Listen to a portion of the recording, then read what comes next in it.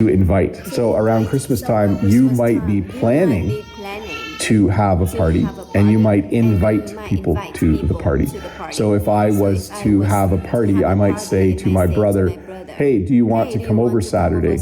That is the act of me inviting my brother to the party. At work, there might be a Christmas party, and they might say, everyone is invited.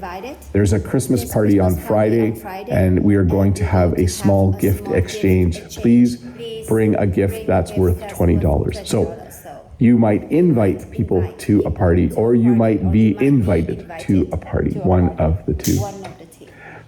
To wrap. So this is probably one of the more common verbs, if not the most common verb when we talk about Christmas. If you buy a gift for someone, you need to wrap that gift. You need to put wrapping paper around the gift so they don't know what the gift is. So quite often, Jen and I will wrap gifts quickly the day of. We usually give our kids gifts in the evening, sometimes a day before Christmas or 2 days before Christmas. It depends when we can do it, but we will wrap the gifts. We usually just use brown paper. We actually use the same paper that we put on the bottom of our bouquets that we sell at market. We use the same brown paper. It looks a lot like that to wrap the gifts that we give to our children. It's just very simple, and it's very easy and cheap to do. To set out. So after you wrap the gifts, you need to set out the gifts. You could also use put out, like you can put out the gifts, but Jen and I usually set out the gifts. That means we take them from our room, because we wrap all the gifts in our bedroom and keep them there. Hopefully my kids aren't watching this. Hopefully they don't know the secret location. But then we will set out the gifts. We will put the gifts under the Christmas tree. And they're usually there for a few days if we are,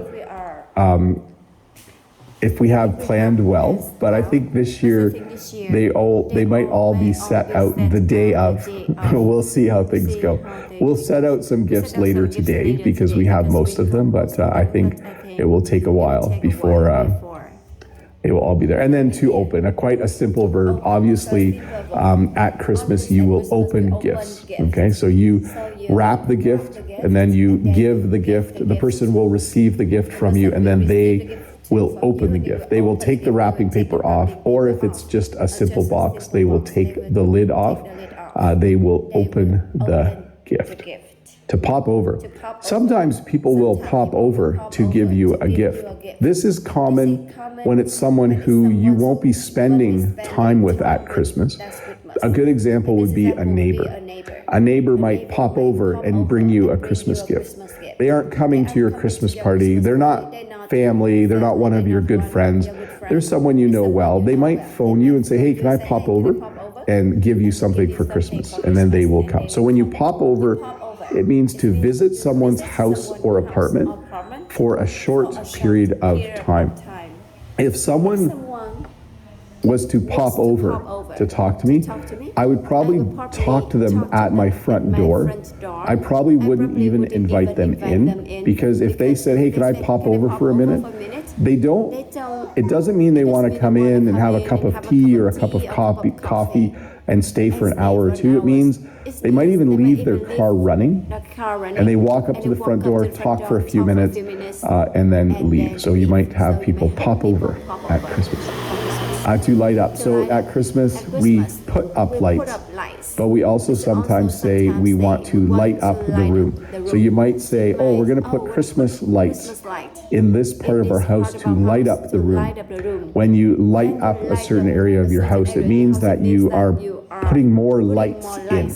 You are making it brighter. Stores will often light up the front of their store with Christmas lights at this time of year. So they will light up the store. To get together, to gather. So at Christmas, you will often get together with other people. We use the verb get with the word together to talk about any time people are in one spot. for a special event. You might get together with people for your birthday. You might get together at Christmas with family. You might get together after work one day to celebrate a colleague's birthday. So whenever you are with other people for an event or to celebrate something, we often use the verb to get together. So I'm going to get together with my family tomorrow, and then we are going to get together with Jen's family next week.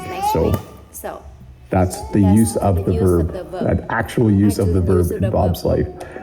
To gather is more of an older word. I don't really use this verb much anymore, but people will gather for Christmas. I think get together is more common. In fact, get together can also be used as a noun, like you might go to a get together. And I think to gather is something you might read in an older book, like people will gather for Christmas at the town square or something like that. But yeah, definitely has an older feel to me, that verb.